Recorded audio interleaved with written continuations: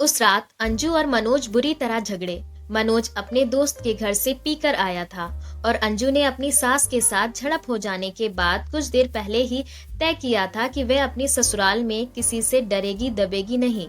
इन दोनों कारणों से उनके बीच झगड़ा बढ़ता ही चला गया। तुम्हें इस घर में रहना है तो काम में माँ का पूरा हाथ बटाओ। तुम मटर गश्ती करती फिरो और माँ रसोई में घुसी रहे, मैं ये बिल्कुल बर्दाश्त नहीं करूंगा। मनोज की गुस्से से कांपती आवाज पूरे घर में गूंज उठी। आज ऑफिस में ज्यादा काम था इसलिए देर से आई थी, फिर भी मैंने उनके साथ थोड़ा सा काम कराया। अपनी माँ की हर बात सच मानोगे तो हमारी रोज लड़ाई होगी, अंजू भी जोर से चिल्लाई। उनकी रोज की शिकायत है कि जिस दिन तुम वक्त से घर आ जाती हो उस दिन भी तुम उनके साथ कोई काम नहीं कराती हो। ये झूठ बात है। झूठी तुम हो, मेरी माँ नहीं। नहीं, झूठी तुम्हारी माँ है।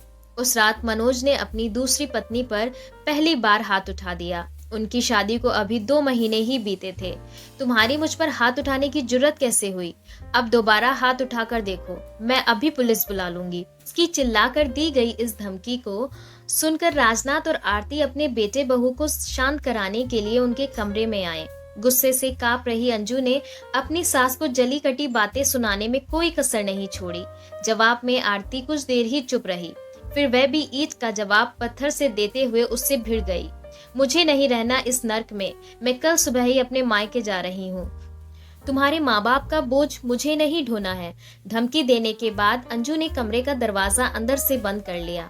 ये मुझे कैसे दिन देखने पड़ रहे हैं। पहली बीवी चरित्रहीन थी जो मुझे छोड़कर अपने प्रेमी के साथ भाग गई, अब ये दूसरी जो पल्ले पड़ी है बहुत ही बदतमीज है। अपने को कोसता मनोज उस रात सोफे पर ही सो गया। अगले दिन रविवार था। आंखों में गुस्सा भरी जब 10 बजे के करीब अंजू अपने कमरे से बाहर आई तो उसने मनोज को ड्राइंग रूम में मुंह लटकाए बैठे पाया। उसके पूछे बिना मनोज ने उसे दुखी लहजे में बताया, मम्मी पापा सुबह की गाड़ी से मामा जी के पास मेरठ चले गए हैं। क्यों? चाय बनाने रसोई में जा रही अंजू ने ठिठक कर पूछा।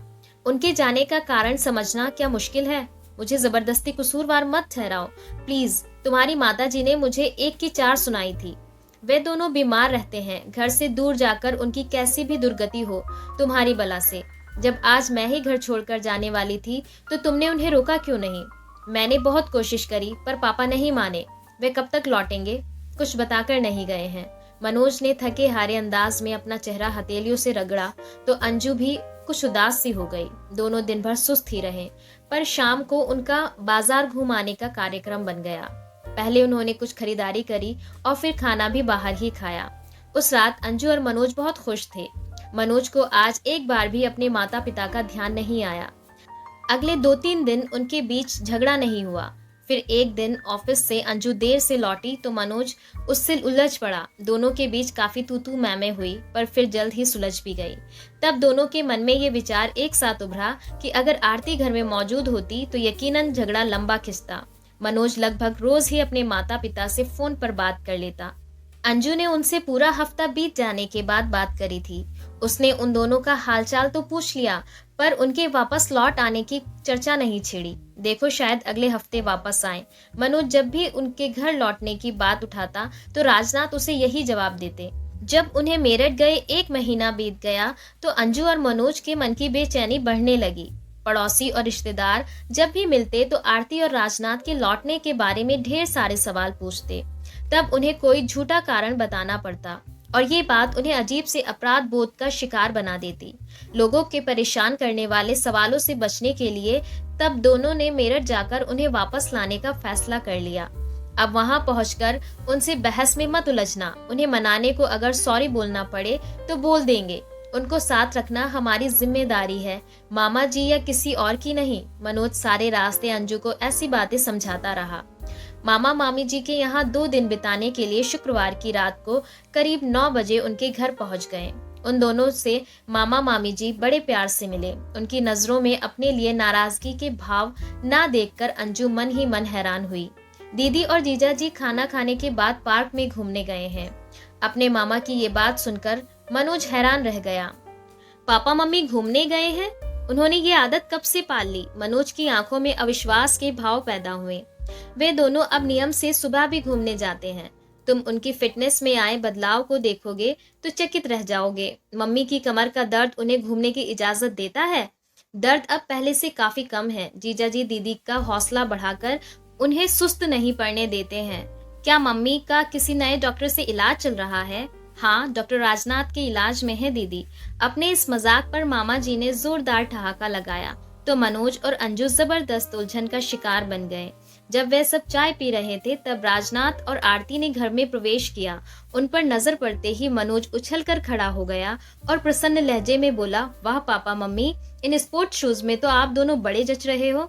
तुम्हारे मामा जी ने दिलाए हैं, अच्छे हैं ना? राजनाथ पहले किसी बच्चे की तरह खुश हुए और फिर उन्होंने मनोज को गले से लगा लिया। अपनी माँ के पैर छूते हुए मनोज ने उनकी तारीफ करी। ये बड़ी खुशी की बात है कि कमर का दर्द कम हो जाने से अब तुम्हें चलने में ज्यादा दिक्कत नहीं आ रही है। चेहरे पर भी चमक है। मामा जी के यहाँ लगता है खूब माल उड़ा रहे हैं। मेरी ये शुगर की बीमारी कहाँ मुझे माल खाने देती है। तुम दोनों कैसे हो? आने की खबर क्यों नहीं दी? अपने बेटे बहू को आशीर्वाद देते हुए आरती की पलकें नम हो उठी। तुम दोनों को भूख लग रही होगी, बोलो क्या खाओगे? बड़े उत्साहित अंदाज में अपनी हथेलियां आपस में रगड़ते हुए राजनाथ ने अपने बेटे बहू से पूछा। ज्यादा भूख नहीं है, इसलिए बाजार से कुछ हल्का फुल्का ले आते हैं, कह मनोज अपने पिता के साथ जाने को उठ खड़ा हुआ। बाजार से क्यों कुछ लाना है? आलू मटर की सब्जी रखी है, मैं फटाफट पराठे तैयार कर देती हूँ, कह मामी रसोई में जाने को उठ खड़ी हुई। भाभी, आज आप अपने इस शिष्य को काम करने की आज्ञा दो। रहस्यमय अंदाज में मुस्कुरा रहे राजनाथ ने अपनी सलहज का हाथ पकड़कर वापस सोफे पर बैठा दिया। क्या पराठे आप बनाएंगे? मनोज का मुंह आश्चर्य से खुला का खुला रह गया। पिछले दिनों तुम्हारी मामी से कुछ कुकिंग सीखी है मैंने। बस 15 मिनट से ज्यादा समय नहीं लगेगा खाना लगाने में। तुम दोनों तब तक फ्रेश हो जाओ। अपने बेटे का गाल प्यार से थपथपाने के बाद राजनाथ सीटी बजाते हुए रसोई की तरफ चले गए। राजनाथ ने क्या क्या बनाना सीख लिया है, इसकी जानकारी उन दोनों को देते हुए आरती और मामा मामी की आंखें खुशी से चमक रही थी। मटर पनीर, कोफ्ते, बैंगन का भरता, भरवा भिंडी, पापा ये सब बना सकते हैं, मुझे विश्वास नहीं हो रहा है। कैसे हुआ ये चमत्कार? मनोज सचमुच बहुत हैरान नजर आ रहा था, क्योंकि राजनाथ को तो पहले चाय भी ढंग से बनानी नहीं आती थी। अरे जीजा जी आजकल बड़े मॉडर्न हो गए हैं। कहते हैं कि आज के समय में हर इंसान को घर और बाहर के सारे काम करने आने चाहिए। किसी पर आश्रित होकर बोझ बन जाना नर्क में जीने जैसा है। अपने इस नए आदर्श वाक्य को वे दिन में कई बार हम सबको सुनाते हैं। इस उम्र में कोई इतना ज्यादा बदल सकता है, ये सचमुच हैरान करने वाली बात है। मामा जी की इस बात का पूरा अर्थ मनोज को अगले 2 दिनों में समझ आया। राजनाथ जी ने उन्हें उस रात खस्ता पराठे बनाकर खिलाए, फिर रेत गरम करके उसे एक पोटली में भरा और आरती की कमर की सिकाई करी। वे पहले बहुत कम बोलते थे, पर अब उनकी हंसी से कमरा बार बार गूंज उठता था। अगले दिन सबको बेड टी उन्होंने ही पिलाई। इससे पहले वे और आरती घंटा भर पास के पार्क में घूम आए थे। नाश्ते में ब्रेड पकोड़े मामी जी ने बनाए, पर सबको गरम गरम पकोड़े खिलाने का काम उन्होंने बड़े उत्साह से किया। आरती ने पूरे घर में झाड़ू लगाया और डस्टिंग का काम राजनाथ जी ने किया। फिर नहा धोकर वे लाइब्रेरी में अखबार पढ़ने चले गए। मनोज और अंजू उनकी चुस्ती फुर्ती देखकर बार बार हैरान हो उठते। ऐसा प्रतीत होता जैसे उनमें जीने का उत्साह कूट कूट कर भर गया हो। शाम को वे सब बाजार घूमने गए। चाट खाने की शौकीन अंजू को राजनाथ जी ने एक मशहूर दुकान से चाट खिलाई। बाद में आइसक्रीम भी खाई। वापस आने पर किसी को ज्यादा भूख नहीं थी, इसलिए पुलाव बनाने का कार्यक्रम बना। आरती और मामी जी ये काम करना चाहती थी, लेकिन राजनाथ जी ने किसी की ना चलने दी और रसोई में अकेले घुस गए। उन्होंने बहुत स्वादिष्ट पुलाव बनाया। सबके मुंह से अपनी तारीफ सुनकर वे फूले नहीं समाये। काफी थके होने के बावजूद उन्होंने सोने से पहले आरती की कमर की सिकाई करने के बाद मूव लगाने में कोई आलस नहीं किया। रविवार की सुबह मामा जी ने सबको सांभर डोसे का नाश्ता कराया। राजनाथ जी उनकी बगल में खड़े होकर डोसा बनाने की विधि बड़े ध्यान से देखते रहे। सबने इतना ज्यादा खाया कि लंच करने की जरूरत ही ना रहे। कुछ देर आराम करने के बाद मनोज ने दिल्ली लौटने की तैयारी शुरू कर दी। पापा मम्मी, आप दोनों भी अपना सामान पैक करना शुरू कर दो। यहाँ से 2 बजे तक निकलना ठीक रहेगा। लेट हो गए तो शाम के ट्रैफिक में फंस जाएंगे। मनोज की ये बात सुनकर राजनाथ जी एकदम गंभीर हो गए तो आरती बेचैन अंदाज में उनकी शक्ल ताकने लगी। इन्हें अभी कुछ और दिन यहीं रहने दो मनोज बेटा। मामा जी भी सहज नजर नहीं आ रहे थे। मामा जी ये दोनों 1 महीने तो रह लिए हैं यहाँ, इनका अगला चक्कर मैं जल्दी ही लगवा दूंगा, मनोज ने मुस्कुराते हुए जवाब दिया। राजनाथ ने एक बार अपना गला साफ करने के बाद मनोज से कहा, हम अभी नहीं चल रहे हैं मनोज। क्यों? क्या आप अब भी हमसे नाराज हो? मनोज एकदम से चिढ़ उठा। मेरी बात समझ बेटे, हमारे कारण तेरे घर में कलेश हो, ये हम बिल्कुल नहीं चाहते हैं। राजनाथ असहज नजर आने लगे। इस तरह के झगड़े घर में चलते रहते हैं पापा, इनके कारण आप दोनों का घर छोड़ देना समझदारी की बात नहीं है। तेरी माँ की बहू से नहीं बनती है, किसी दिन लड़ झगड़ कर अंजू घर छोड़े, इससे बेहतर है कि हम तुम दोनों को अकेले रहने दें। हमें अकेले नहीं बल्कि आप दोनों के साथ रहना है। अब आप पिछली बातें भुलाकर सामान बांधना शुरू कर दो। अंजू तुम क्यों नहीं कुछ बोल रही हो? मनोज ने उन दोनों पर दबाव बनाने के लिए अपनी पत्नी से सहायता मांगी। आप दोनों हमारे साथ चलिए प्लीज, अंजू ने धीमी आवाज में अपने ससुर से प्रार्थना की।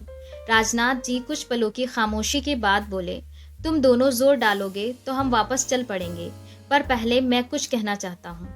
क्या ये कहना सुनना घर पहुंचकर नहीं हो सकता है पापा? अभी मैंने तुम्हारे साथ वापस चलने का फैसला नहीं किया है मनोज। वापस तो आप दोनों को ले ही जाऊंगा। हमसे क्या कहना चाहते हो आप?